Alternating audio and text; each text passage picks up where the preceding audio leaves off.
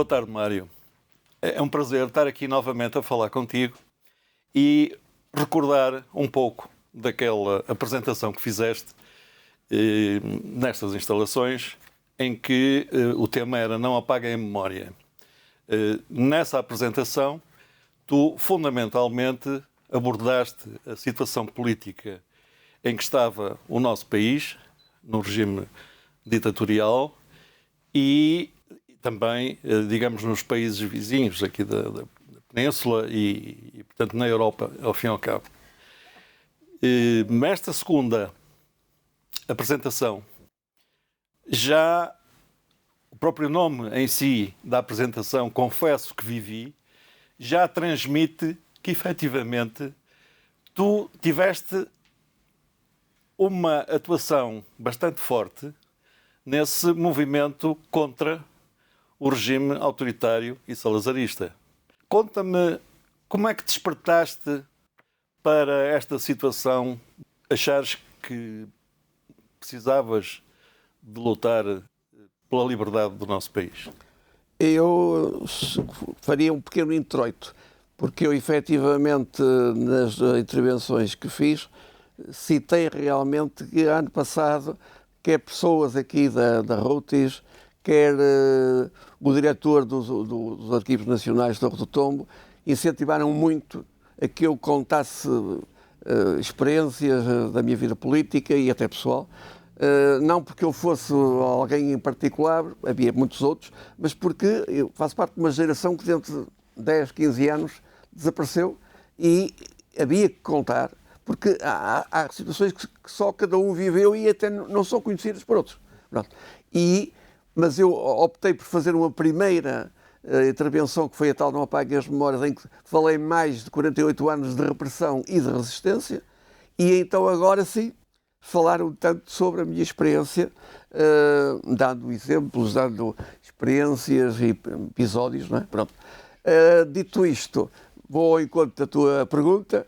Efetivamente, é qualquer coisa um bocado complexa, que faça-me ver mesmo, e outras pessoas o fazem, como é que eu me tornei num ativista continuamente, até aos 50 anos praticamente. Não é? Mas começaste com que idade?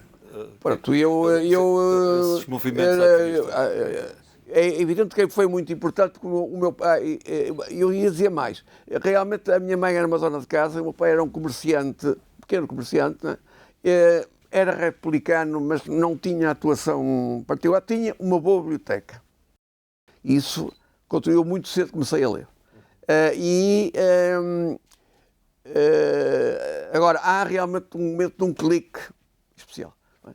Que é a candidatura do Sr. Alberto Delgado, em 1958, que aqui no Porto foi qualquer coisa de inesquecível, não é?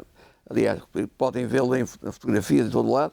O meu pai foi à recepção dele, foi depois ao comício à noite e contou em casa, não é? O que é que tinha sido. Eu tinha 12 anos, 12, 13 anos, mas eu tive uma candidatura do Sr. Alberto Delgado, a sede era em Carlos Alberto, e eu vivia em Sedufeita. Eu, no dia a seguir à chegada dele, eu beirei-me de Carlos Alberto. Pois que foi ali. E aí no havia Café já Luso, um ambiente de polícia por todos os cima lados, do Café armados. Luso era de onde era a sede do General Alberto. Ali o ambiente era totalmente. O regime tinha sido totalmente surpreendido na véspera, mas naquele dia o ambiente ali era de terror, perfeitamente. Não é? Isso ainda me despertou mais do que era aquilo, daquele ambiente de terror, de policiamento, tudo isso. Não é? Portanto, foi isso que explotou em ti a necessidade de te juntares a um movimento ou a algumas pessoas que tivessem os mesmos ideais que tu tinhas. Eu, como qualquer jovem, assim, até alguns grupos de amigos, o meu pai muito cedo me deu chave de casa, aos 15 anos, por exemplo, tá? E eu comecei a sair com alguns amigos e, por exemplo, recorda-me que um deles, o avô dele era um republicano bastante ativo e conforme fomos conversando, eu fui-lhe pensando, gostava de fazer alguma coisa e tal, e ele um dia surpreendeu-me, disse, olha, tens aqui X, eu não sei agora o número, de envelopes com esta declaração política, o teu trabalho vai ser ir a N advogados e médicos e intelectuais aqui do Porto e entregar isto. O risco não seria demasiado porque eram quase todos conhecidos como oposicionistas. Mas eventualmente tinhas uma lista com o nome deles. E essa lista era um bocado perigosa se caísse nas mãos. Não, mas eu não era conhecido da polícia e fui a cada um dos sítios, não tive problema nenhum. E cheguei ao fim do dia, voltei, pronto, é só isto. Não, pronto, vamos lá ver. E começaram a aparecer primeiro a venda de uns selos para recolher fundos para organizações políticas, depois a venda de uns distintivos para a anistia dos presos políticos. Eu fui, eu vendia rapidamente as coisas, queria mais, pronto. E em determinado dia disseram, pronto, se tu queres, vais ter a possibilidade, com mais alguns amigos que tu não conheces, daí da zona da Senhora da Hora, vocês vão a um determinado local em Matosinhos e vão encontrar alguém que certamente fará um bocado a orientação do vosso trabalho. E assim fomos. Fomos até um bairro pescatório que hoje não existe já, onde hoje está lá o Estado do Mar, numa casa, lembro que era ligeiramente abaixo do nível da rua. Entramos e estava ali realmente um homem, que eu na altura não sabia quem era, mas rapidamente eu soube que era realmente um clandestino. Era um clandestino funcionário do Partido Comunista Português. Nós sentámos à mesa, e ele vinha com a ideia de que criar uma coisa que se chamava Juntas Patrióticas, que era da junta da FPLN, que era um movimento que juntava várias posições. Mas é evidente que nós estávamos, eu e aqueles outros amigos que eu não conhecia, mas ali, de que nós estávamos mais próximos do comunismo. E ele disse, mas então não vou criar nenhuma junta patriótica, vou criar uma célula. E assim foi, pronto. Fizemos as primeiras reuniões e houve outra situação também. Houve um determinado momento que votar quem era o secretário de célula. A votação foi secreta e eu fui escolhido. Foi escolhido. E aí eu passei a ser a pessoa que contactava diretamente com o clandestino e transmitia depois na reunião de célula. E realmente houve momentos extraordinários. Poderei chamar, se me permites, o elo de ligação, ao fim e ao cabo. Embora, uma vez por outra, também havia reuniões na célula com ele, mas, por exemplo, eu recordo-me encontrar muitas vezes o que é hoje a A28, que vai para Lessa e tal, aquilo estava aberto, mas em terra, sem luz, e havia ainda o caminho de ferro que ia da Indade para Matosinhos. Muitas vezes encontrávamos ali, por exemplo, tormentadas escuras. Não é? Há que dizer que esse homem, eu só mais tarde vim a saber, tinha fugido aqui da PIDE do Porto, era extremamente conhecido pela PIDE e praticamente ele não podia sair de dia. De tal maneira que, até te posso dizer, um dia ele foi à casa dos meus pais, reuniu-se comigo e a minha mãe espreitou e depois eu disse, filho, como é que aquele homem era tão branco? Porque ele não podia apanhar sol, ele não podia vir à rua do dia, não é? E, pronto, a esmagadora maioria dos aos 50 foi sempre à noite, e fiquei a conhecer muitas zonas da parte do Porto, próximo da circunvalação, em vielas, caminhos, tal, que eu não conhecia, e ele conhecia, e que íamos caminhando, íamos conversando, não é? Mas também, por exemplo, eu, ainda não falei disso, eu estava no liceu e ao fazer o 5º ano, passou pela cabeça, quer dizer, o meu pai tinha 2 estabelecimentos, o meu pai já não era novo, eram sapatarias, chapelarias, pronto. E eu pensei, porque não eu ficar por esses estudos e ir ficar já numa dos estabelecimentos e passar a ter do futuro a estrutura do negócio, né? E pronto, e o meu pai aceitou, eu fui. Hoje, e naquela altura depois fiquei muito arrependido, porque eu verifiquei que a minha maneira de ser não é estar à espera que algum cliente venha ter comigo. Em todas as coisas da minha vida eu gosto de provocar as coisas e não esperar que elas aconteçam. No entanto, dessa sapataria também se aproveitou para a luta clandestina. E porquê? Eu não era conhecido ainda E então, por exemplo, atrás da sapataria havia um armazém, que estava vazio. Havia alguém que vinha das tipografias clandestinas, que trazia um embrulho muito bem feito, como se fossem caixas de sapatos, que deixava ali, e eu ficava com ela, punha no armazém, e depois abria, distribuía, e iam sendo, por todo o grande Porto, a revista veio crescendo, não é? E uma coisa, tudo correu muito bem, mas um dia eu chego lá ao armazém e o embrulho estava lá. É que é possível? É evidente que eu pensei que o meu pai é que tinha a chave também, e fui à casa do meu pai. E é das coisas que me marcou e que mostra realmente ao mesmo tempo que o meu pai foi tão solidário, mas também com tanto medo do que poderia acontecer. E eu chego à casa dos meus pais e no pátio estava uma grande fogueira. Estava milhares de panfletos que tinham gostado tanto de imprimir, disse, ardem, não é? Eu disse, pai, tu não sabes o que fazes, e tu não sabes o perigo em que estás a meter, pronto. E eu hoje tenho que reconhecer. Portanto, foi teu pai que pegou viu lá, estava no armazém, levou e incendiou aquilo tudo. E chegaram no momento em que estava tudo a arder. Pronto.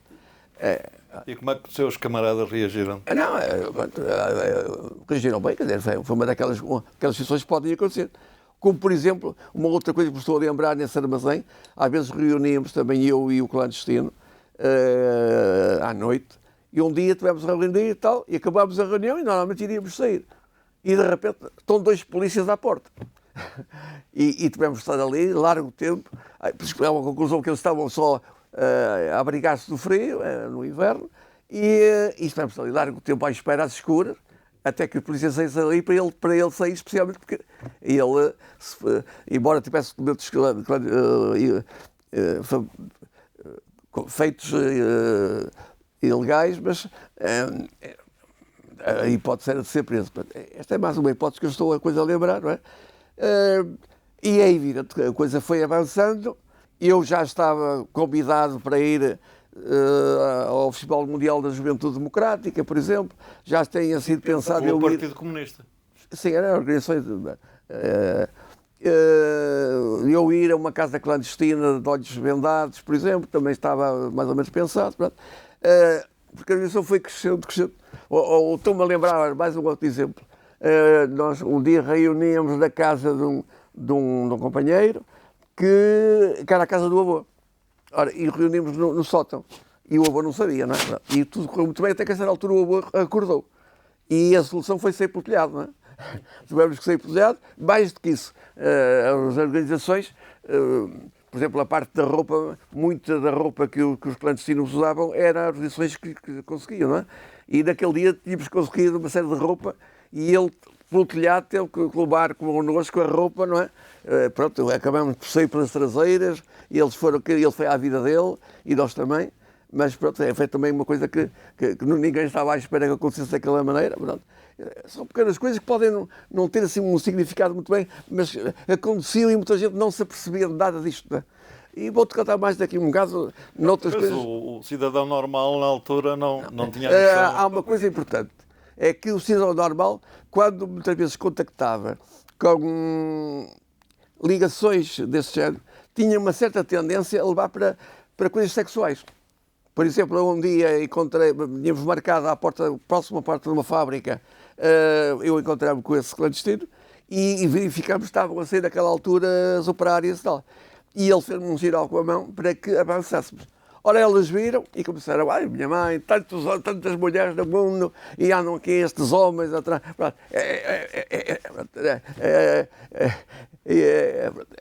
Coisas desse género aconteceu e posso-te contar mais coisas do mesmo género. Ora bom, pronto, tudo correu muito bem até que um dia nós, através de um companheiro que vivia em Hermesinde, que conhecia um operário das oficinas da CP de Campanhã, que lhe disse que tinha estado ligado ao partido, mas que tinha havido uma série de prisões e ele tinha ficado isolado e transmitiu-me isso e eu transmiti ao clandestino. E disse, pá, eu vou ver.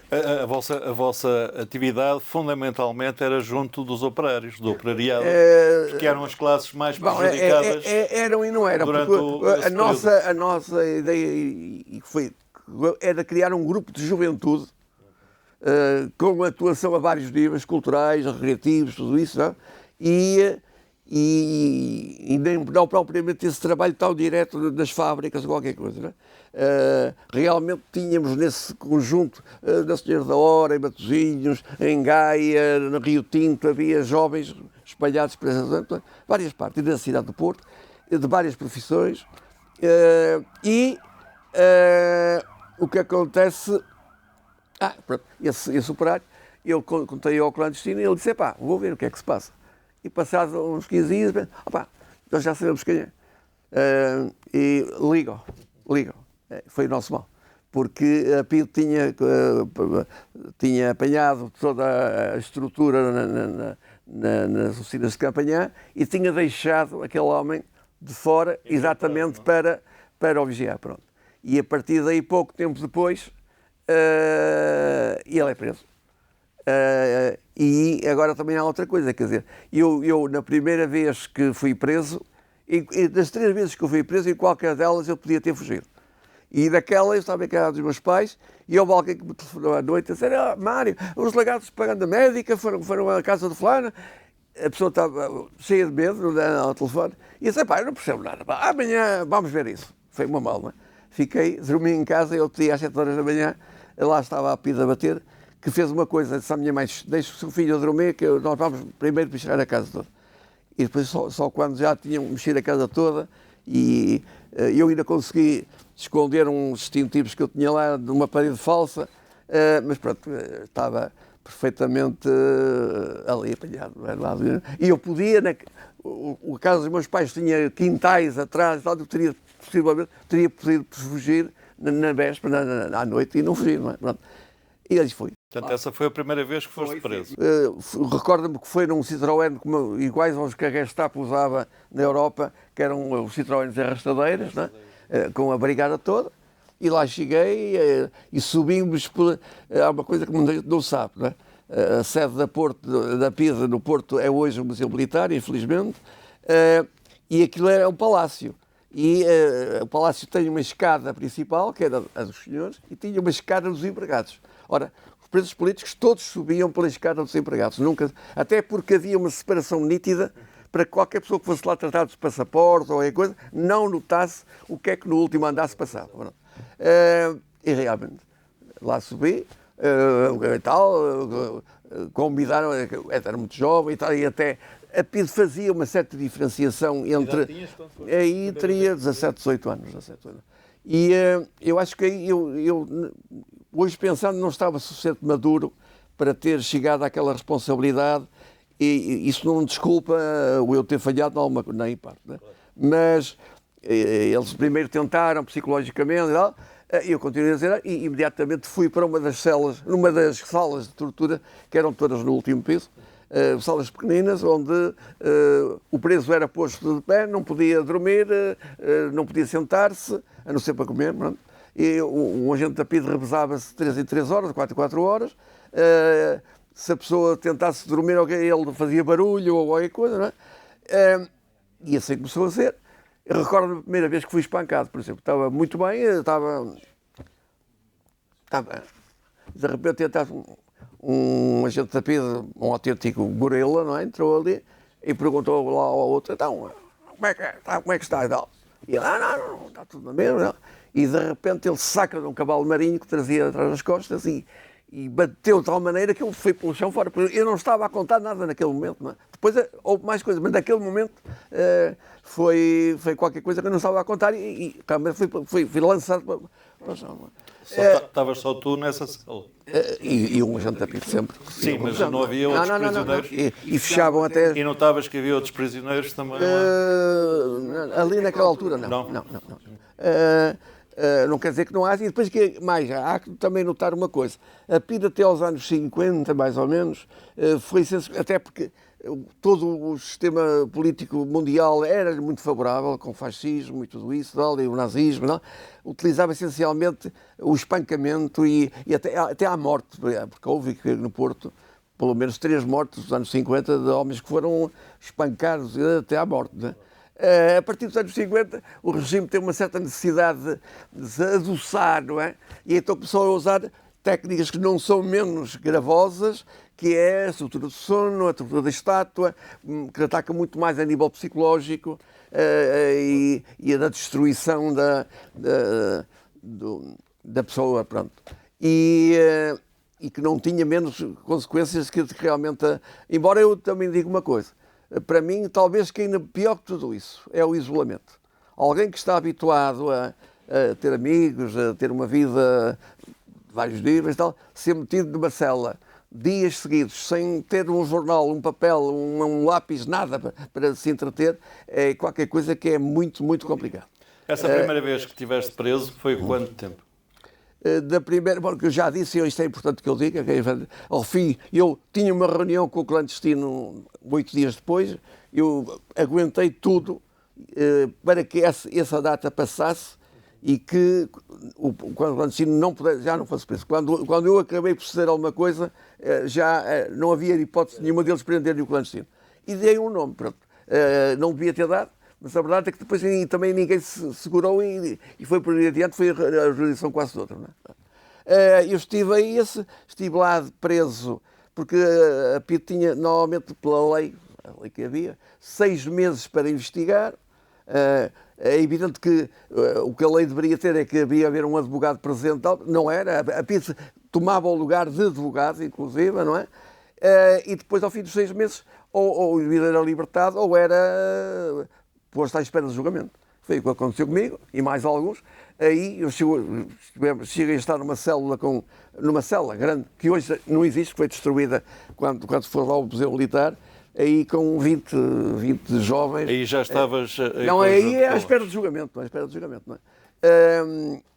Também é extraordinário... Mas então, quando saíste, desculpa interromper-te, quando saíste, chegaste cá fora e a célula com a qual trabalhavas estava toda desfeita. Como é que reorganizaste novamente? Eu antes de tudo gostava de falar uma coisa, que é, o julgamento durou bastante tempo e a sentença foi lida 2 ou 3 dias antes do Natal. Aquilo era muita gente, a família... Onde era o julgamento? Em São João Novo, lá em Barcelona. A PIDE normalmente costumava, nesses julgamentos, encher parte da sala, mas ali eram tantas famílias, eram tantos locais, que realmente as famílias encheram muitos advogados. E é preciso também dizer que... Advogados, aí já tinhas advogado. Advogados e que... grandes nomes, sei lá, o Carlos Brandão, Mário Fechado Correia, que não levavam qualquer dinheiro e faziam a defesa completa. Realmente aquele julgamento foi extraordinariamente emotivo. Eu recordo-me que no tribunal me levantei e disse: eu fui torturado, eu fui espancado, tal. Isso não é muito normal, até porque muitas pessoas que o fizeram eram espancadas na mesma sala e tiradas para as celas e não assistiam sequer à leitura da sentença. Pronto, e fomos todos condenados, mas todos a pena suspensa. Eu apanhei 2 anos e meio de pena suspensa por 3 anos. E recordo uma cena que nunca esquecerei. Depois voltámos todos às celas, pronto, para apanhar os nossos bens, e depois começámos a sair um a um à noite. E cada um ia saindo. Eu recordo-me que saí o portão e, perante a minha total surpresa, é uma cena que eu nunca esquecerei, eu fui levado aos ombros, eu fui beijado, eu fui por pessoas que eu não sei, também estavam, os meus pais também lá estavam, mas a PIDE não teve coragem, naquele momento, frente à quantidade de pessoas ali e familiares, precisamente. É um momento que eu nunca esquecerei. Há que também, eu durante a prisão estou marcado por várias coisas. Uma é a ansiedade que ficou. Outra é uma lesão na coluna, que felizmente correu tudo muito bem. Eu quando fui a esse julgamento, eu ia auxiliado por outros companheiros, porque eu estava com dificuldade de andar. E quando saio, o meu pai levou-me a um especialista que me queria logo operar e eu fui à carcereira para arranjar um quarto e não havia quarto naquele dia, foi a minha sorte. Eu disse: tu és maluco, tu vais deixar mexer na coluna e tal. E fui ao Dr. Ferreira Alves, que há que dizer, ele era um homem também da oposição e que ouviu e disse: qual operação, qualquer coisa. Você vai para uma cava de tábuas, 3 meses, vai fazer o tratamento de tuberculose à cautela, eu julgo que não é tuberculose. E vamos ver. E realmente ao fim de 3 meses eu estava a andar perfeitamente. Não é? E voltaste tu à tua atividade. Aí é alguém, eu tenho que citar 2 nomes. E eu não devo esconder esses nomes. Há pessoas que, para além de militantes, que militavam comigo, se transformaram em amigos. Isso para mim é muito importante. Não é que uma coisa vai em choque uma coisa com a outra. Mas eu tive pelo menos 2 amigos, eu vou já citar o nome, que, mantendo-se militando muito ativos do Partido Comunista, e eu não estando só nos limites do partido, continuaram a confiar em mim e dar-me a imprensa clandestina, outros já falaram, ou 2 exemplos, não é? E pronto, um deles era amigo, era irmão de um dos companheiros que teve preso comigo, e aproximou-se de mim e começou imediatamente a dar-me novamente a imprensa clandestina. Disse-me: pá, tu estás expulso, não podes tu organizar, mas podes-te mexer, recolher fundos, vais ter aqui toda... Houve uma certa confiança, apesar de tudo, que me foi dada, não é? Talvez porque eu defendi o clandestino, disse o menos possível, embora não devesse ter dito nada, não é? Pronto. E assim começou. Pronto, e essa segunda atividade já... Não, mas pronto, agora, por exemplo, eu vou dar 2 exemplos muito rápidos. Esse companheiro chama-se Eduardo Cardoso, e um dia disse: olha, o doutor Flauzino Torres, que era um historiador, já morreu, disse: o Flauzino Torres está em fuga. Pá, nós precisávamos de uma casa onde ele estivesse uns dias. Não arranjas uma casa. E disse: bem, vou ver. Pronto. E comecei, e a certa altura havia um companheiro que era filho de imigrantes, ele tinha ficado cá a estudar na universidade, e disse: os meus pais têm uma casa na Rua Conde Vizela, mesmo no centro do Porto. Não é? Só há uma coisa, que a casa estava abandonada, tem que saber como é que isso vai ser. E ele disse, e assim foi. Numa noite a seguir, lá veio um automóvel, deixou o doutor Flauzino Torres à porta, ele subiu e disse: doutor, só vai haver aqui um problema. O doutor vai ter que ter o máximo de silêncio possível, porque a casa está dada como abandonada. Não é? E assim foi. Eu ia buscar todos os dias as refeições a um restaurante os pais de Jorge Araújo, que foi do Comitê Central do Partido Comunista. Aí está, mais uma vez, como é que eu, apesar de tudo, tinha certa confiança. E tudo correu muito bem, até que um dia chego lá e o doutor tinha desaparecido. Não estava lá. Bem, entramos um bocado em pânico, não é? E como é que foi? Foi a pizza? Como é que foi? Não é? E só depois é que viemos saber. Ele não conseguiu aguentar aquele silêncio, estar ali dias e dias praticamente em silêncio, e resolveu sair, meteu-se num táxi e procurou amigos que felizmente o puseram no estrangeiro, e ele depois até foi representante do partido em Argel, por exemplo, mas muita gente não conhecerá esse nome, mas é um historiador. O Fiodoro Cláudio Torres é um dos grandes arqueólogos portugueses, ainda hoje, sobre a cultura árabe, lá embaixo do Alentejo, que também foi um quadro muitíssimo importante. Mas Flauzino Torres, muita gente, eu falo: Flauzino Torres, quem é Flauzino Torres? É um historiador, tem obras publicadas. Outro exemplo, um outro nome é Joaquim Felgueiras. Joaquim Felgueiras é um homem que era um operário altamente qualificado e que eu tinha conhecido. Há também aqui um outro pormenor. Eu, ao mesmo tempo que entrei na vida política ativa, também entrei na vida cultural. Pronto, eu fiz sócio do Cine Clube do Porto.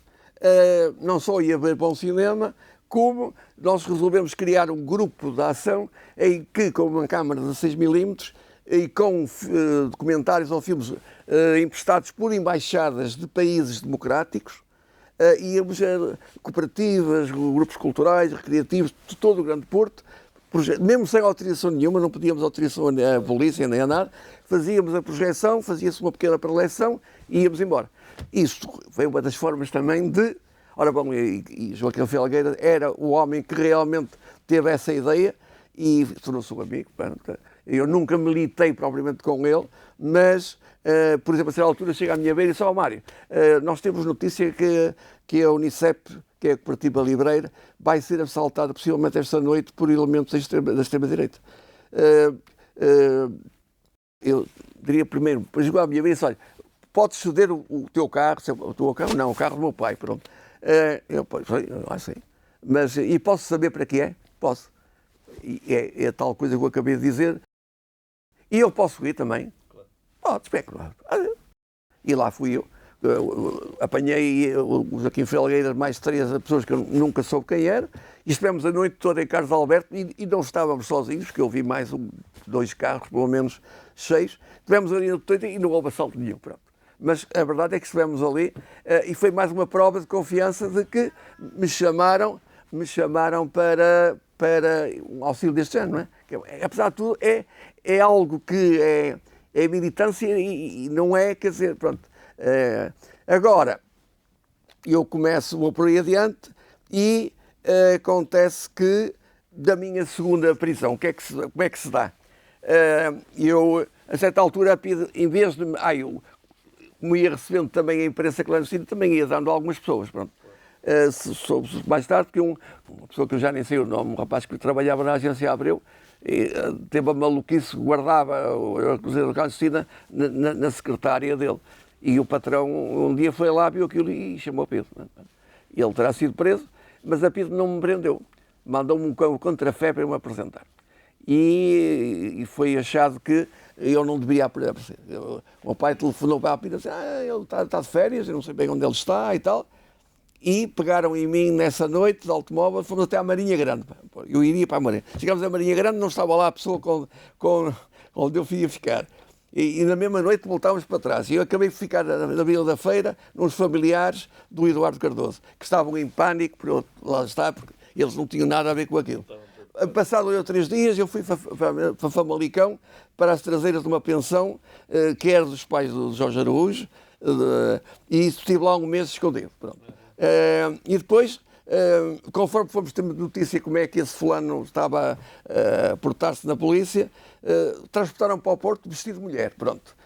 Eu vi isto, é vestido de mulher, pronto. E viemos até à casa dos pais de Jorge Araújo, ali no Largo de São Domingos, e aí fiquei. Se recorda-me uma coisa que não tem nada a ver com o político, mas nunca me tinha acontecido, que eu cheguei ali, vais dormir aqui e tal, e apagou-se a luz e de repente eu começo a ser farrado de todos os lados. E era um monte de percebeixos, quer dizer, aquela cama estava guardada há muitos anos e de repente toda a gente ficou em pânico, não é? Mas isto é um exemplo. E depois vai-se tendo a notícia e a ideia, então, vais-te apresentar à PIDE em Lisboa. E vais dizer que soubeste e tal. Eu cheguei à PIDE em Lisboa, não quero fazer nada consigo. Vai para o Porto e souber alguma coisa. E assim vim para o Porto. O primeiro dia, recordo-me, foi comprar uns bilhetes do Rivoli para um espetáculo. Nós parávamos muito na Flórida, que é uma confeitaria que hoje já não existe, está lá o Montepio, não é? E muito bem, ao primeiro dia tudo muito bem. Ao segundo dia, está o Eduardo Cardoso e está o Dr. Sousa e Silva, era um advogado também, comunista também, e que já morreu também, e que estávamos à mesa. E, entretanto, entra um chefe de brigada da PIDE que eu conhecia perfeitamente. Não é? E essa batalha, qual é o problema? Deixa eu estar. Não é? E assim foi, nós tomamos café e tal, e resolvemos sair. E ele veio atrás de nós. E na Avenida dos Aliados, e plena Avenida dos Aliados, o homem aproximou-se de nós, mostra o crachá da polícia, e esse advogado disse: não, o senhor não pode prender, o senhor tem que ter um mandato que... Não, mas não é prisão, é só para ser ouvido, mas nada, não é nada de prisão, não. Chamam um sinaleiro, um táxi, o advogado continua a argumentar, mas pronto, eu acabo por ser. E foram 6 meses. Pronto. Eu aí... Mas então foste sozinho? As pessoas que estavam contigo ficaram? Não. Tu é que estavas a ser vigiado, não é? Eu aí disse que a propaganda que eu recebia aparecia na caixa de correio e tal, não saí disso sempre, e ao fim de 6 meses eu puseram me liberdade, 6 julgamentos.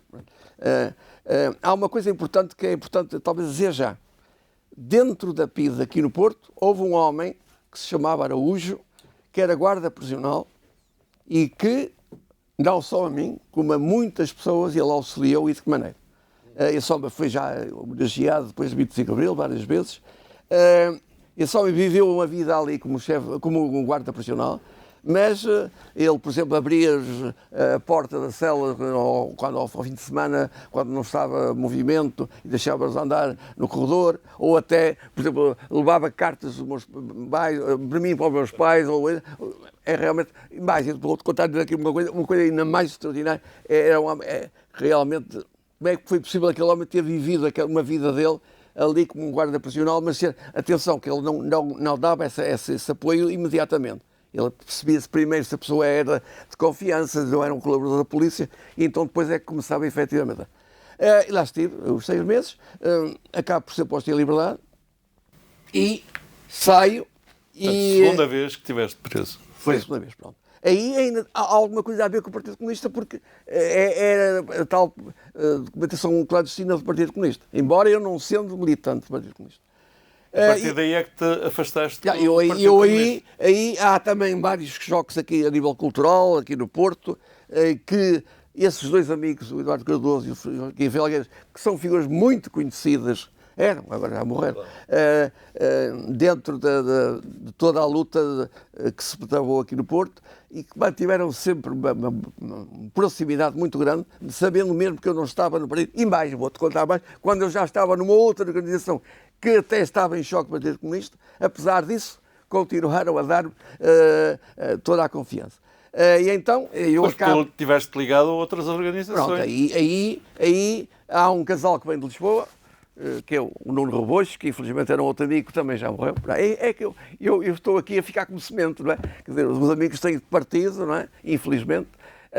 Ele e a Dúlia, que era a mulher dele, vieram de Lisboa com a ideia realmente de criar aqui um comitê marxista-leninista, que eram os maoístas, pronto, vamos chamar assim. Ele veio, eles vieram. No primeiro momento, uma outra cena caricata, quer dizer, havia que arranjar um quarto onde eles ficassem a dormir, e nós alugámos um quarto ali em Miragaia, na zona mais popular, com uma ideia que era para estudarmos. E um dia, muito mal feito, não é? Foi muito mal feito, levámos lá um colchão para eles dormirem, não é? Para ficarem a dormir. E a dona era uma senhora do povo, viu chegar o colchão e disse: está a gozar esta abelha, vocês são homossexuais, o mais calão possível. Linguagem começou a gritar, Porto, começaram a vir as vizinhas, barulho do diabo. Felizmente o que nos safou é que chegou o filho da senhora e disse: vamos embora, acabou, é o condutor. E nós podemos ir embora e não aconteceu nada, porque eu até já era conhecido da PIDE. Mas aí já tinhas... Pronto, é uma coisa que não devia ter acontecido, porque isso era totalmente contrário. Como também, alugou-se, essa organização tinha 3 casas, uma do casal clandestino, em Avintes, no lugar de Ponte Pereiro. Era uma casa rural, de um casal rural, que tinha uma casa rural, alugou, ele aparecia como jornalista, ela como dona de casa, e ali era uma base de apoio, e tínhamos 2 casas de apoio, uma na Senhora da Hora e outra em Santa Cruz do Bispo. E eu, à sexta-feira à noite, normalmente, eu ouvia um companheiro que mudava de automóvel na estrada da Vintes, entrávamos na floresta e combinávamos: olha, no domingo estás aqui para vir buscar, tal. Levava sempre balas com comida, com várias coisas, tal. E naquela noite nós estávamos ali às escuras e de repente começámos a ver umas sombras. Bom, e depois começámos a ver vozes de mulher. Pouca vergonha, antigamente iam para a beira-rio fazer essas coisas, agora ir para aqui, são as porcas, são isso. E eu sei, temos que nos safar, não é? E eu estava com o anorak, meti o capuz pela cabeça e saio pela porta fora com as balas e soltado tudo e mais alguma coisa e meti-me pela floresta dentro, porque a casa estava muito longe, porque era assim que se fazia para haver um corte entre na zona de observação. Não é? E quando cheguei à casa disse: olha, passa a dizer. E o Nuno Rebocho disse: eu vou ver. E ele veio e depois chegou e disse: olha, até estava lá a GNR. Mas às vezes não está aqui nada. Porque o companheiro conseguiu tirar o automóvel também e ir embora. E àquelas escuras ninguém viu sequer a matrícula nem nada. Mas as senhoras era aqui. Mas a GNR disse: mas não está cá nada. E a coisa felizmente ficou assim por aí. Depois, o que acontece é que eu, em determinado momento, eu vivia em casa dos meus pais, utilizava muito automóvel, do meu pai, não é? Aí foi sempre. E um determinado dia eu tinha uma reunião marcada com o Nuno Rebocho na ponte ao fundo de Leixões, aquela ponte de Lessa, não é? E eu saí de carro, comecei a ir a caminho e comecei a ver. Eu conhecia praticamente já os carros da PIDE, não é? E eles utilizaram a carrinha da comida, que ia buscar a comida. E começaram atrás de mim, comecei a ver, e comecei a tentar safar-me.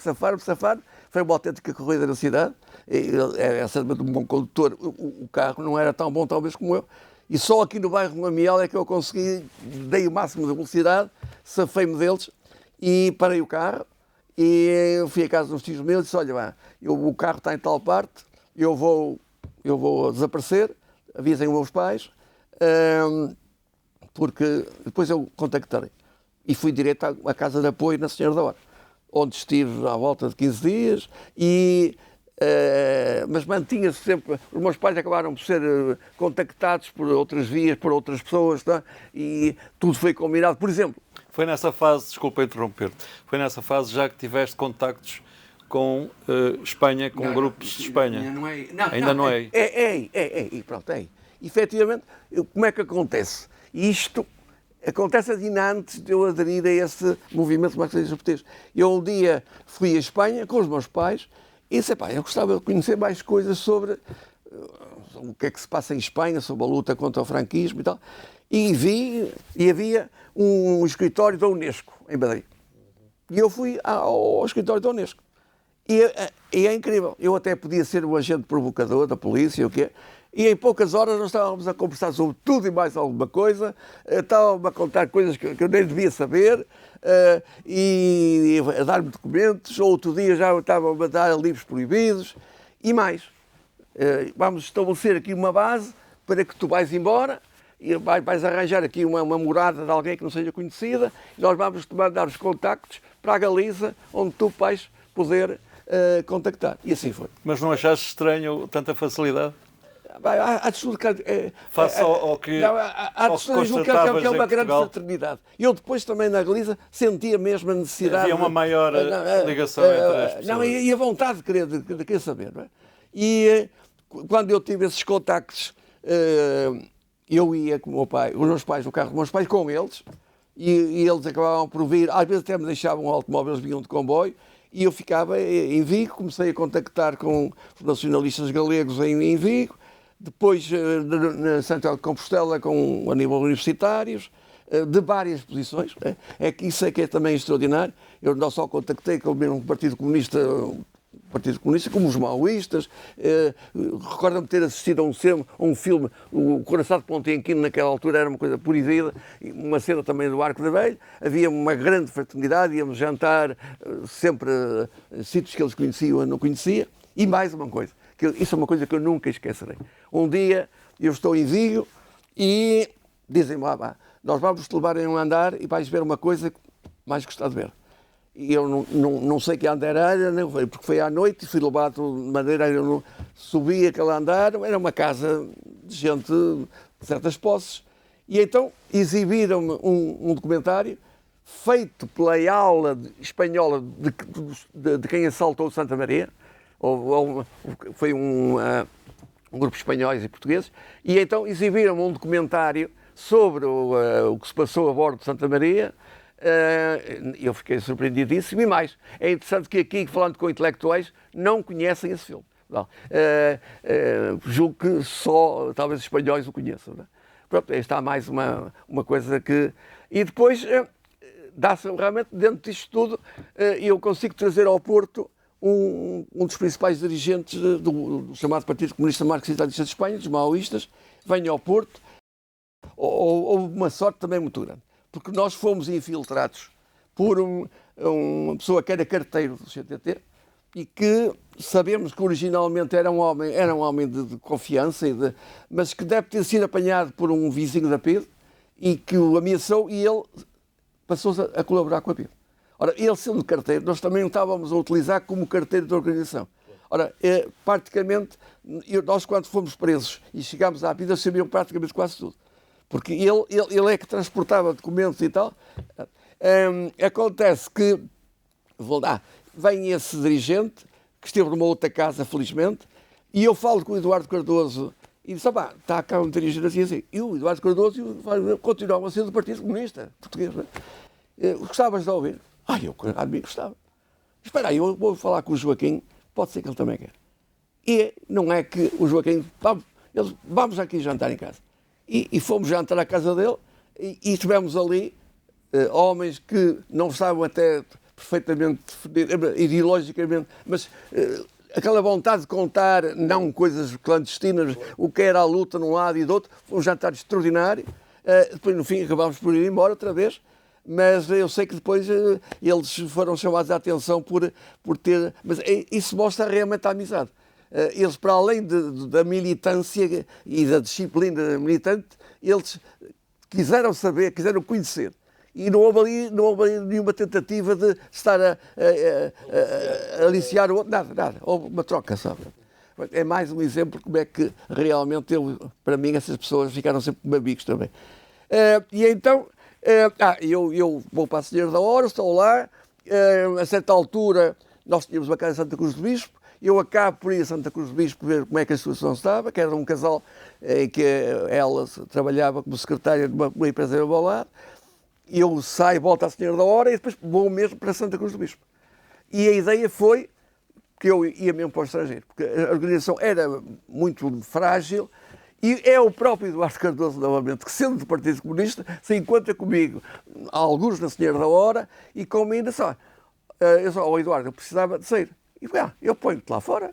Eu sei os meios. Vamos combinar isso tudo e eu ponho-te mais uma vez. Eu podia ter ido embora, não é? E não fui. Fiquei na Casa Santa Cruz do Bispo.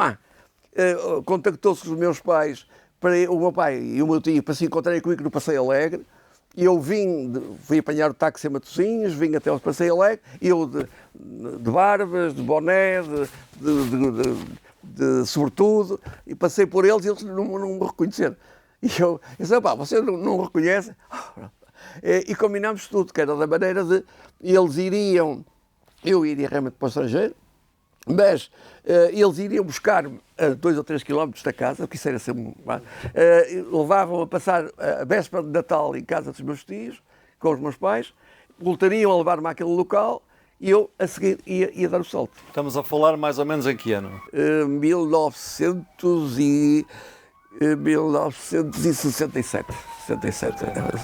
E eu fico naquela casa e de repente um dia, nós tínhamos levantado ainda há pouco, ainda estávamos em pijama, estava eu no Rebocho, havia uma luta dos pescadores, estávamos a ver, e de repente reparámos que guardas republicanos a aparecer em cada canto da casa, com a arma, mas não era normal sequer o assalto às casas, clandestinos ou o quê, ser feito pela guarda republicana. A pedia sozinha, não é? E depois percebemos porquê. E ficámos, e de repente, só houve tempo, eu escondi-me atrás de um móvel. E ele não se escondeu, e a mulher dele também não se escondeu, foram logo presos, e ele estava a GNR com a Brigada da PIDE. E porquê? Soube-se depois que foi uma bufadela de um café ao lado, que terá achado... Havia que haver muita coisa para todo o trabalho. A movimentação que havia havia ali uns serviços estranhos. E eles, a prova de que eles não sabiam quem ali estava, é que eu consegui estar 2 ou 3 horas atrás do móvel. E eles ficaram todos contentes porque apanharam muito material, muitas coisas e tal. E eu fiquei ali. E eu disse, mas eu não vou ficar aqui eternamente. E consegui buscar a roupa que estava na cama, vesti-me. E eu estava, era o resto do chão, havia campos ao lado e havia uma janela.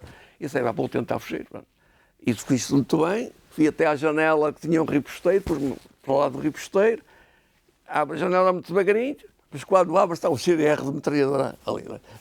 E eles vêm, quem está aqui? Quem está aqui? Pronto, eles não tinham a ideia, efetivamente, quem estava ali. E sabe-se mais tarde, eles punham a hipótese de ser lá um gangue, um grupo de ladrões. Não da área política, mas sim da área da... Prisão. E a prisão foi feita um espetáculo que normalmente a PIDE não gostava de fazer. A GNR, carrinhas... E temos a terceira vez que foste preso. Fui preso a terceira vez e fomos para a PIDE e realmente, dado essa infiltração desse bufo, que depois, no 25 de Abril, foi um dos poucos que foi detectado, foi julgado e eu fui testemunha da acusação dele. Apanhou uma pena pequenina, mas chegamos à PIDE e praticamente a PIDE sabia quase tudo aquilo que nós tínhamos de fazer, porque realmente... E mais... Agora, no processo que eu vi ano passado, ele aparece como declarante na PIDE, mas não vai a julgamento, nada, não é? Não. Havia que criar ali uma situação também com o alto, mas que não tem consequências nenhumas, nem sequer aparece na parte final do julgamento. E aí somos julgados, eu apanho 3 anos e meio. Aí já eras reincidente. E o problema ainda estava com a pena suspensa, não é? Por isso corria. Acontece uma coisa, que eu aí reconheço que não pedi nada, mas os meus pais tiveram aí um papel. Eu normalmente devia ter ido para o Forte Peniche, onde o Nuno Rebocho e o Lamego, que eram meus companheiros, foram para o Forte Peniche, não é? E eu fiquei no Porto, porque os meus pais mexeram-se e eu acabei por cumprir a pena aqui no Porto. Lá. Mal e bem. Porque eu, em ano e meio, desses 2 anos, eu estive ano e meio sozinho, perfeitamente sozinho. Ora, isso para mim é destruidor. Era o que falaste há bocado da solidão, não é? De tal maneira que eu fui levado por menos a 2 consultas de psiquiatria, e é que dizer, por exemplo, os pedidos não saíam, os médicos diziam, não, isto aqui é uma consulta. Não, ou faça a consulta com a nossa presença ou não se faz a consulta, não é? Ou, por exemplo, fui fazer, a certa altura deixei de conseguir engolir comidas sólidas, fui fazer uma coisa ao esófago e tal, e o pedido não saiu também do local, não é? A certa altura já só comia comidas líquidas ou pastosas, tudo a parte nervosa, porque depois logo que eu saio começa tudo aumenta ao normal, não é? Aí realmente esse guarda Araújo foi extraordinário, porque manteve contactos. Ele já te conhecia da segunda vez. E ele dessa última vez, quando me viu lá, disse-me, você está aqui outra vez? E eu disse-lhe, estou. E sabe uma coisa, os meus pais não sabem. Os meus pais estavam a contar que eu ia. E então, ele esteja a descansar. E ele manda a filha dele ao estabelecimento do meu pai, avisá-lo que eu estava preso. Ora, isso é um risco muito grande. Esse homem, efetivamente, isso tem que ser dito, não é? Tem que ser, e é reconhecido. Eles são muita gente, dos mais conhecidos elementos da oposição aqui do Porto. Não é? E realmente, pronto, a partir daí mas assim, ano e meio é destruidor. Especialmente, eu estava numa cela de cimento, só com uma claraboia. Recordo-me do tremor de terra que houve naquele ano, vi as paredes a tremer, pessoas a gritar e ninguém abriu a porta de ninguém. Recordo-me também que na cela ao lado estava o padre Mário da Lixa, que eu cheguei a vê-lo, ele encontrou comigo. Recordo-me também de que, e vou falar num homem que eu aprecio, também já morreu, o Paulo Inácio, que era da Luar, da Liga de Ação Revolucionária, que não era comunista, e que... Mas nunca tiveste ligado à Luar? Não, nunca estive. Eles foram presos, isso era uma outra história, mas numa ação que eles vinham para tomar a Covilhã, estava tudo organizado e por um erro lá em cima, atrás dos montes, um erro de trânsito, eles acabam por, a certa altura, um não tinha documentos, e pronto, são presos, fogem para a GNR, vai para os montes, para trás dos montes e prendem. E eles depois foram levados para Lisboa e vêm para ser julgados no Porto, porque eles tinham sido presos em Trás-os-Montes. E ele está na PIDE, e nunca vai me esquecer desse dia, porque no outro dia a PIDE estava perfeitamente louca, não é?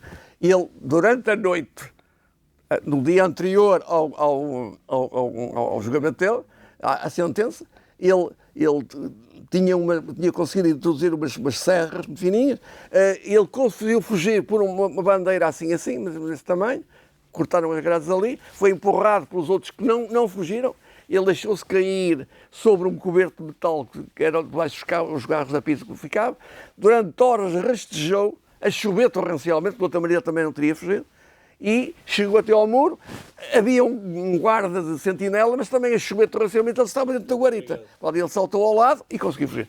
Mas a pista ao outro lado, o dia estava perfeitamente perdido, não é?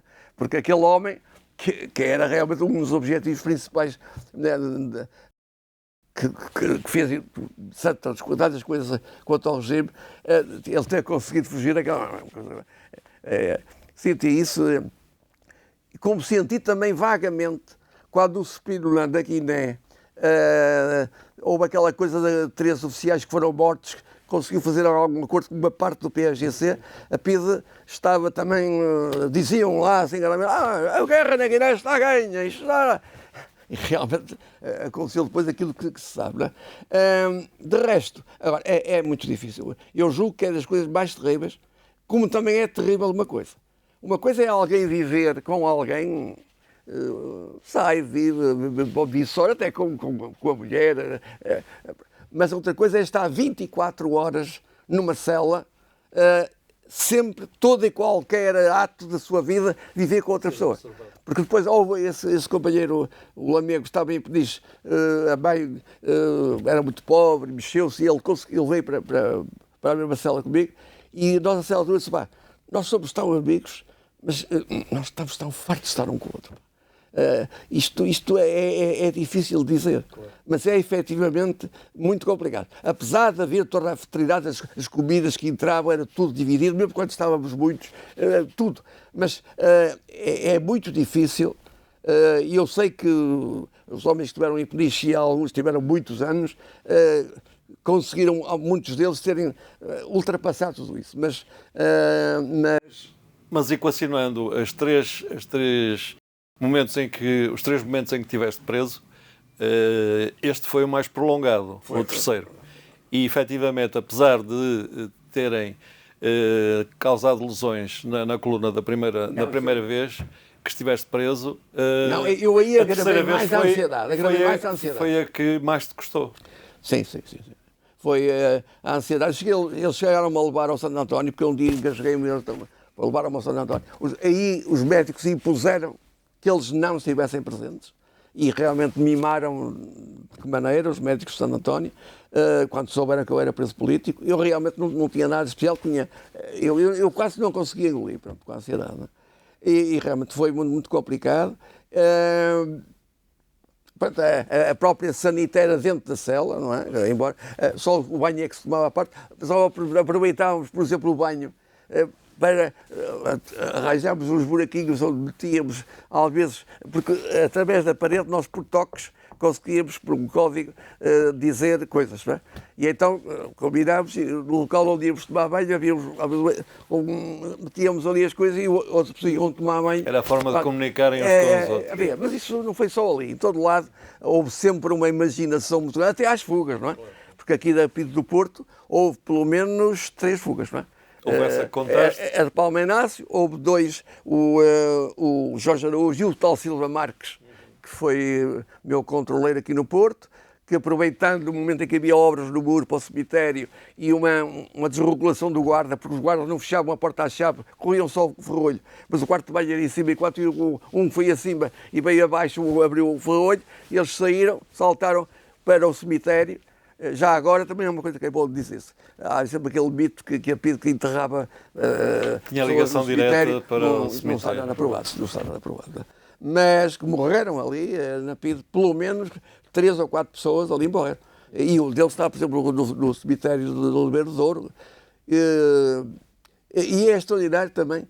Por exemplo, ao falar do Eduardo Cardoso, que eu falei há bocado, ele levou-me a entonar à altura, ele vivia em Argoncilha, ele levou-me a uma casa onde, em 1940, foi morto a tiro, de metralhadora, um médico, o Dr. Ferreira Soares, e levou-me à campa dele, que não existe, que está sempre com flores frescas. Mesmo a Junta de Freguesia, não sendo do Partido Comunista, sempre lá tem, e mais é homenageado, volta e meia, porque aquele homem era médico, nunca deixou de ser médico, continuou mesmo na clandestinidade a dar consulta, e a PIDE acaba por o matar, criando um falso doente, atrai-o e mata a tiros de metralhadora mesmo. Mas ele está lá a casa, está lá, e outro dia nas redes sociais aparece um poema sobre um médico dali, e as pessoas não sabiam quem era. E eu disse, não, é o Dr. Ferreira Soares. Não é? Aliás, se era na internet, está lá a vida dele toda, com fotografia, com tudo isso. Foi mais um dos que foi morto daqui. Houve muitas outras pessoas que morreram. Mas tu, durante a fase em que estiveste preso, encontraste muitas pessoas que faziam parte da tua célula de contactos mais próxima.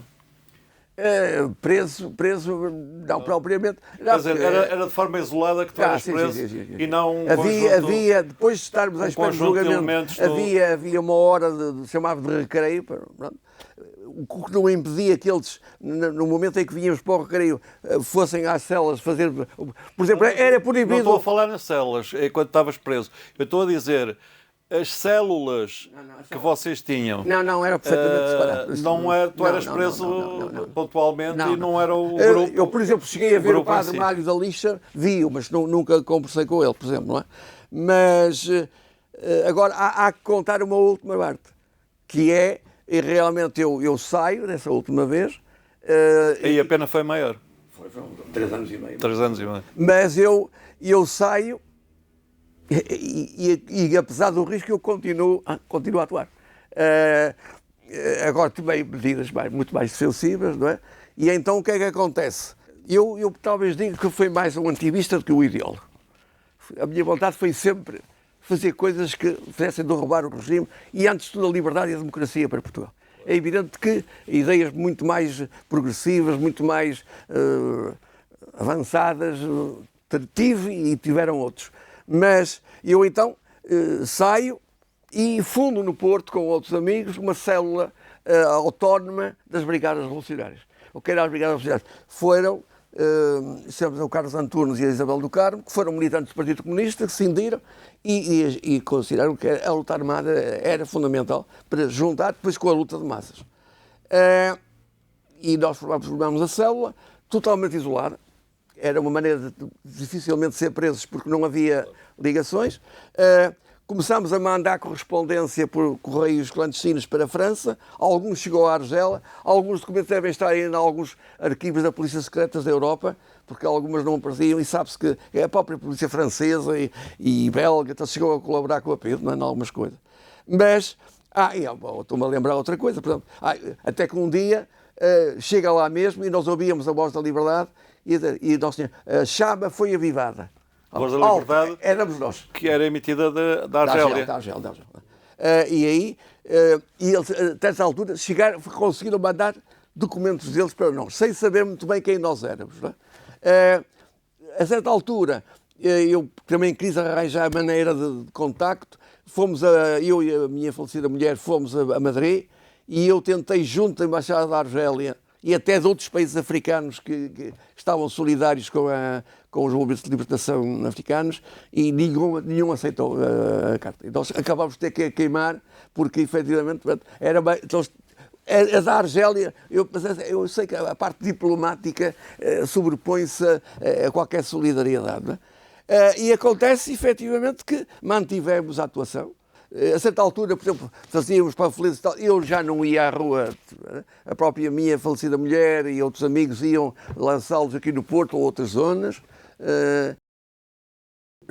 E a prova é que depois, quando ano passado fui ver o meu processo político, eu durante um período largo, sou seguido diariamente com relatórios onde vou, conquistou tudo. Até que a certa altura ele realmente parou. Mas foi na Torre do Tombo que foste ver o teu processo. Isso é visto. Agora, é bom que dizia-se, tornar a voltar a falar, com uma coisa que me preocupa muito, é que na Torre do Tombo estão muitos e muitos, eu sou um entre muitos milhares, foram 30 a 40 mil presos políticos que houve, não é?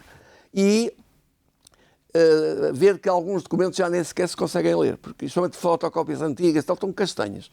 E se 10 anos daqui a 10 anos não sei como é que estarão muitos desses documentos. Pois agora, o diretor diz, já algumas coisas já estão digitalizadas. Mas eu não tenho meios para avançar rapidamente com a digitalização. Pude não só ver lá o que quis e fotografar o que quis, tenho mais de quase 200 fotografias de documentos que tirei. Uma senha, porque eu não sabia trabalhar muito bem com o telemóvel, e que devia ter, alguns estão assim um bocado, e a fotografia está um bocado complexa. E tenho 3 volumes que já estão digitalizados e tenho no meu computador. Vi lá 200, por exemplo, eu não sabia, ou tinha uma ideia, cartas contínuas da Amnistia Internacional, da Alemanha, da Inglaterra, da Holanda, a exigir a minha libertação, por exemplo. Não só a minha, mas de outras pessoas, não é? Queria saber, junto do governo português, quem era, como é que fazia. Ali é que vi. Ou como também vi alguns livros que o meu pai levava quando eu estava preso, que foram apreendidos, coisas não tinham significado nenhum, e que ficava ali. Mas já agora, se me permites também focar um aspecto das conversas informais que temos tido, que tu tiveste uma ligação qualquer com Cuba. Ora bom, não é com Cuba. Eu um dia também em Vigo, vou a passear na rua e vejo a bandeira de Cuba. E aproximo e vejo Consulado de Cuba. Posso ver, por que não? Eu já tinha tentado uma coisa dessa em Lisboa, mas a Embaixada de Lisboa estava muito controlada.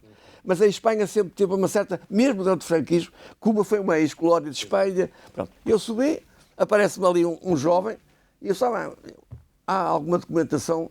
Eu disse, posso arranjar aqui o grama ou outro documento. E a partir daí, eu todos os meses comecei a lá ir, fui trazendo documentos, inclusive doei agora muitos da América Latina, por exemplo, da Tricontinental, e agora, isto foi de uma parte final extraordinária. É que um dia chegas ao Marco, a próxima vez, tu vens no dia tanto, às tantas horas. E porquê? Porque nós queremos convidar-te a ir a uma recepção no hotel tal, onde será o embaixador de Cuba, onde serão oficiais para ir cá buscar um barco que esteve aqui a ser fabricado nos estaleiros. Mas eu não sou aqui ninguém, eu sou só eu. E qual é o problema? Nós queremos. E eu lá fui. E realmente é evidente que, na altura, Cuba era um bocado o Che Guevara, todo um sonho que havia, não é? Mas a facilidade também com que ali se criou. Para muito rapidamente, há que falar no dia 25 de Abril. No dia 25 de Abril estava em Monção. Acordaram de manhã cedo. Mas isso é daquelas famosas perguntas: onde é que estavas no 25 de Abril? Não, estava em Monção, eu controlava todo o alto comigo na parte da Companhia de Seguros, e estava em Monção, e há um agente lá que eu sabia que era da oposição, veio ter comigo, Mário, qualquer coisa em Lisboa e tal, mas não sabia muito bem o que é. Eu vesti-me, meti-me no carro, vim direto a Viana, onde eu vivia na altura, fui à minha casa, enterrei tudo aquilo que podiam ser coisas que não me tocou, porque não sabia muito bem se era de esquerda, se era de direita. E venho por aí abaixo, ali na Via Norte sou mandado parar e ver a mal, venho e chego à companhia só hoje, eu não tenho condições, há revolução e tal. Então, oficialmente trabalhavas numa seguradora? Sim, sempre trabalhei. Tive os outros empregos, mas muito mas e então eu desço pela Rua de Ceuta e encontro o Eduardo Cardoso, mais uma vez, e o Dr. Santos Sousa e Silva, e descemos por ali abaixo, e junto ao Hotel Infante Sagres, somos provocados por dois agentes da PIDE. Vocês logo à noite estão lá todos outra vez, e tal. Aparece um jipe da tropa, e eles fogem. Mais adiante, 20 ou 30 polícias, homens e mulheres, a fugir pela Rua do Almada abaixo, com as bonés a fugir. Como também assistimos na tarde de 25 de Abril, a polícia disparou da Câmara Municipal sobre a Avenida dos Aliados. E houve alguns feridos. E na mesma noite também aconteceu que estávamos já à tarde, eu e a minha mulher, e bem um blindado, vão para casa e tal. Eu disse, olha, vocês fizeram a vossa parte, mas eu fiz a minha, e não vai eu sair daqui, porque eu estive lá 5 anos. O oficial ficou assim, pronto, também razão, pronto, ficou assim um bocado desarmado, não é? Pronto. Agora, para finalizar mesmo, é evidente que tinha uma grande experiência, fui logo eleito para a Comissão de Trabalhadores da empresa, fui logo no mesmo dia para Lisboa com outros companheiros, a companhia estava ocupada em Lisboa, uma Assembleia Geral de Trabalhadores em que estava em obras, parecia macacos todos pendurados nos andaimes, a mesa estavam em cima da mesa, em vez de estar atrás da mesa. E mais, eu tinha contactado as Brigadas Revolucionárias, um jornal que era a Revolução, com o número de telefone. Eu liguei, eles marcaram o meu contacto em Lisboa, e eu estou no café, e de repente entra uma figura que era o Carlos Antunes, que era das figuras mais procuradas, e ele chega à minha beira, cumprimentamos, e eu tentei justificar o meu passado, a minha instabilidade política. Não digas mais nada, nós sabemos quem tu és. Eu tento, não digas mais nada, vamos, o que é que tu podes fazer? É também um momento que não posso esquecer. É evidente que podia prometer mais adiante, mas acho que... e ficou exatamente em muitas coisas que dizer, olha, talvez 2 coisas que foram importantes, que contradizem muito tudo isto, mas que são factos. Eu fui colega de liceu de um homem que é de extrema-direita, ou mais extrema-direita possível, que é o Jaime Nogueira Pinto. Ele foi o meu colega e aos 12 anos ele começou a emprestar-me livros. E na altura não era da extrema-direita, verdade? Nunca mais tive contacto com ele, mas é uma coisa que ficou. Como também outra coisa, por exemplo, eu na escola, que era a Ordem do Carmo, nós tínhamos a Educação Física. E era um jovem tenente que dava Educação Física. E nós dávamos muito bem. E depois, mais tarde, eu venho a saber que esse oficial, que criei uma certa amizade, embora de miúdo, que era quem comandava a polícia de choque aqui no Porto. E foi uma desilusão também, não é?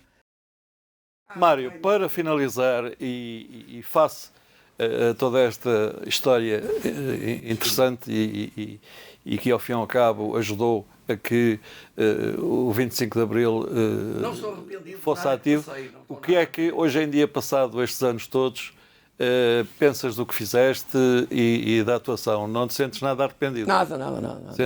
Agora, continuo a dizer que o meu objetivo foi e é a liberdade, a democracia, o progresso social.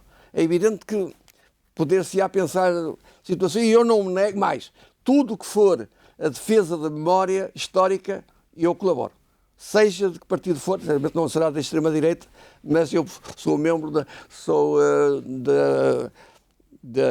União dos Resistentes Antifascistas Portugueses, porque, como independente, por exemplo, estamos a tentar que a PIDE venha a ser realmente um museu da resistência e mais, as pessoas que lá vão, por exemplo, ao sábado à tarde, está lá sempre alguém para acompanhar as pessoas e explicar o que ali se passava, por exemplo.